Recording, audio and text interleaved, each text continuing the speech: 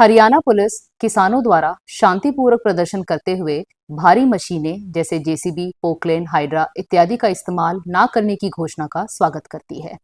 Haryana police प्रदर्शनकारियों से यह भी अपील करती है कि वे शांति बनाए रखें। जतन वार्ता का हमें न्योता मिला, हम उस वार्ता में गए।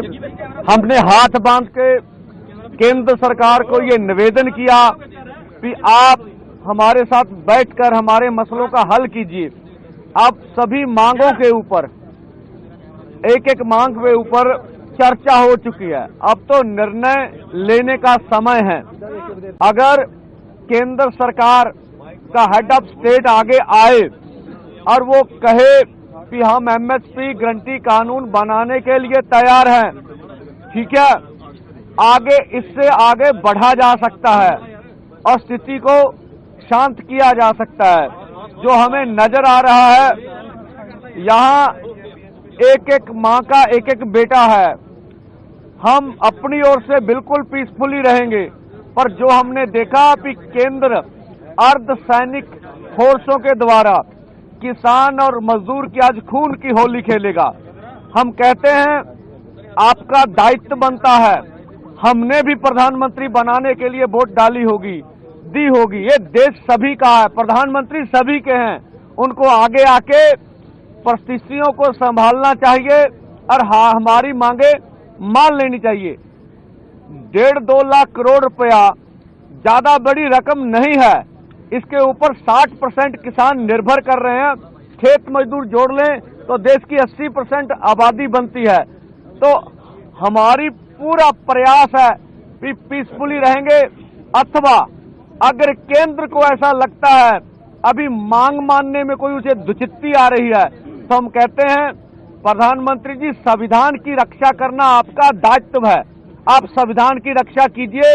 हमें पीसफुली प्रोटेस्ट करने के लिए ये नाका खोल के दिल्ली जाने का इजाजत दे दीजिए। ये संविधान है क्या देश के किसान मजदूर का? इससे गतिरोध खत्म हो जाएगा और आगे भी हमारे जवान है, इधर किसान है, वो भी हमारे परिवारों से है, हम भी अपने हैं। इसलिए हम नहीं चाहेंगे कि हम ऐसा कुछ हो तो जो देश को आज दुख तस्वीरें देखने में सामने आए, और हम अपनी ओर से कोई प्रहार नहीं करेंगे, पीसफुली रहेंगे। अब गेंद केंद्र के पाले में, कि वो आने वाले समय में क्या फैसला करते हैं। ना कोई हमारी इसके ऊपर कोई प्रेस्टीज इशू है कि हम तो ऐसा किए बगैर रह नहीं सकते, लेकिन बात ये है कि हमने दिल्ली जाने का प्रोग्राम बनाया। ये आज से नहीं बना, ये 7 नवंबर की हमने कॉल दे रखी है। 7 नवंबर से लेकर अगर आज सरकार ये कहे कि समय कम है हमारे पास, तो मुझे लग रहा है सरकार की ये टाल मटोल की नीति है। सरकार को ऐसा ना करते हुए देश के किसान मजदूर के पक्ष में फैसला लेना चाहिए। किसान देश का किसान है, देश के किसान ने देश को सेल्फ डिपेंड किया है, दिन रात मेहनतें की हैं। 7 लाख के करीब आज तक किसान सुसाइड कर चुका है।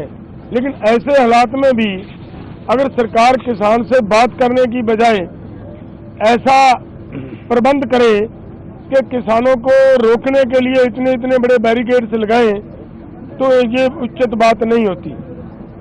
हमारा निवेदन है कि हम शांतिपूर्वक ढंग से दिल्ली जाना चाह रहे हैं।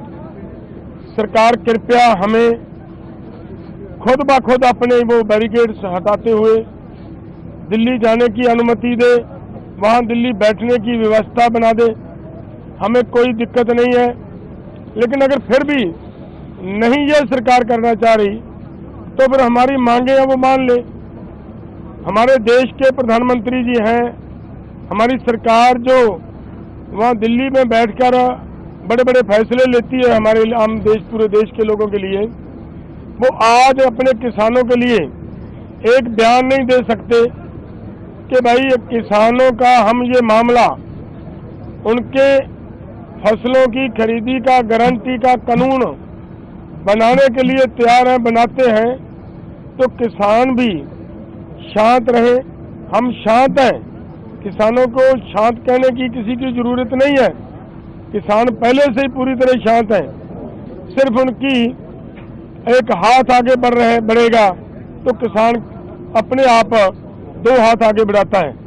सो इसलिए मैं किसानों और नौजवानों को भी ये अपील करूंगा कि देखिए, आज जिस तरह का माहौल है, सरकार जिस तरीके से अपनी जिद पे अड़ी हुई है, ऐसे हालात को बड़े दिमाग से, बड़ी समझदारी से हमें हैंडल करना होगा।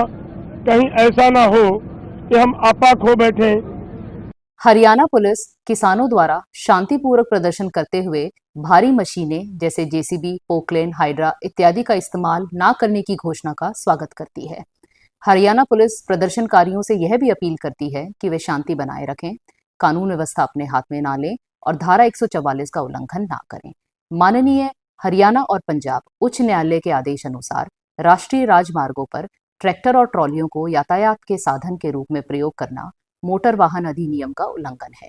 इसीलिए आपसे अपील की जाती है कि ट्रैक्टर और ट्रॉलियों को राष्ट्रीय राजमार्गों पर लेकर ना आएं। आवागमन के लिए यातायात के अन्य साधन जैसे कि रेल, बस इत्यादि का प्रयोग किया जा सकता है। इसी प्रकार भारी मशीनें जैसे जेसीबी, पोकलेन, हाइड्रा इत्यादि को धरना स्थल पर लेकर ना आएं, क्योंकि शरारती तत्वों द्वारा इनका प्रयोग पुलिस बल पर हमला करने के लिए किया जा सकता है, जिससे जान माल की नुकसान होने की संभावना है। यदि आप अपनी मांगे रखना चाहते हैं तो शांतिपूर्वक ज्ञापन दे सकते हैं। हरियाणा पुलिस को कानून व्यवस्था बनाए रखने में अपना सहयोग करें। धन्यवाद।